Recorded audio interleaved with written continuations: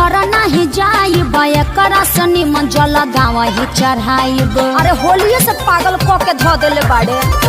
देवरू के संगे देव घर नहीं जाइब एकरा से निमन जल गाँव ही चढ़ाइब।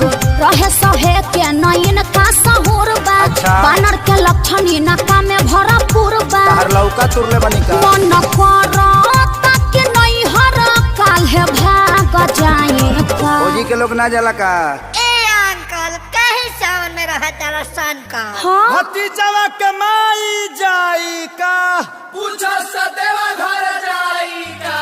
भतीजवा के मौसी जाई का पूछो सजलवा चढ़ाई का।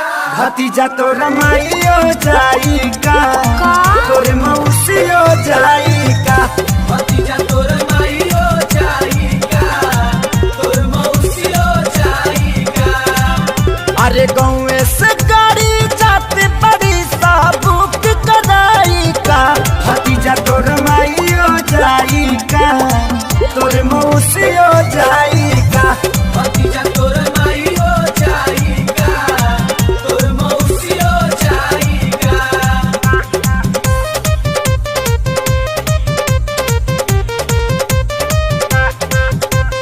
देवघर में मिले शंखा पोला हो चला किनी हम फौजी।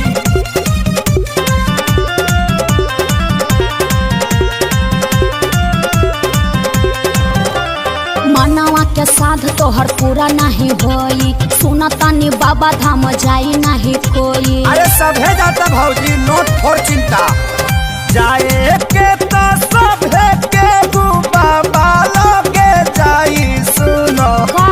दूरी तो के नोटे न भौजी मुहावा में मास्क तू लगाईली हा सुनो सेनी का? टाइजर भी छोरा में ले में भौजी।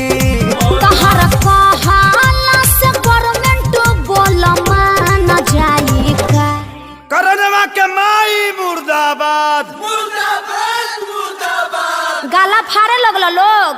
फट जाए दी भतीजा तो रमाइयो जाई का तोरे मौसियो जाई का।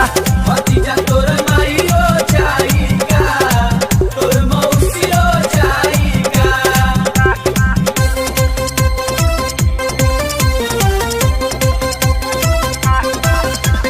देवघर तारा की जाई बजा भले पुलिस से पिटाई जा।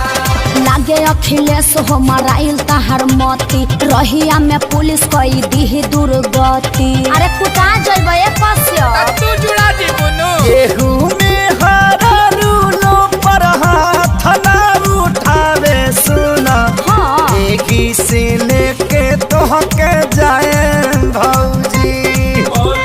हर साल बाबा लोगे हाजिरी लगवल बानी असु भी जलवा चढ़ाए भौजी। एक खेसारी तोहर दहिया दर्द झेल पाई का। इसी के दूध पी के बॉडी बनल बा। चाचा तू शौक ना पाइबा। जब तोहरा माई के मास्टरी में चारहाली नौकरी लगावो। एके पंचायत में पढ़ाई।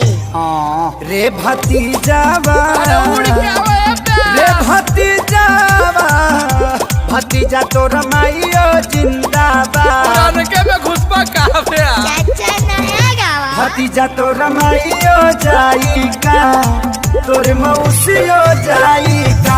ओहो तोर माईयो जाई का जा आदित्य से लाचार बाड़ो। जाई का। जिंदाबाद जिंदाबाद मत करो भतीजवा भड़क जाता।